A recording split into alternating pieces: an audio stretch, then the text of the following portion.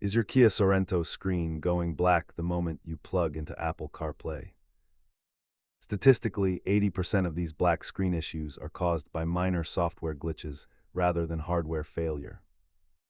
Let us walk through the diagnostic steps to bring your display back to life. Start by using a paperclip to press the physical reset button on your head unit, then verify your cable and phone software.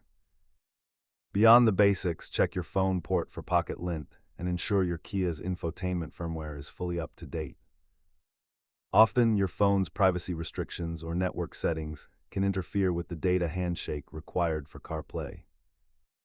If these home fixes fail, you might be looking at a wiring issue or a failing head unit that requires professional attention. Simple fixes cost next to nothing, but hardware replacement can run into hundreds of dollars if you are out of warranty.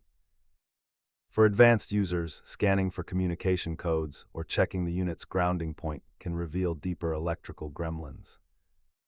Keep a non-conductive PIC and the official Kia Updater software handy. They are your best friends for troubleshooting. Remember, always exhaust the simple software solutions before assuming the hardware itself has failed. If this helped you reconnect, subscribe for more automotive troubleshooting guides.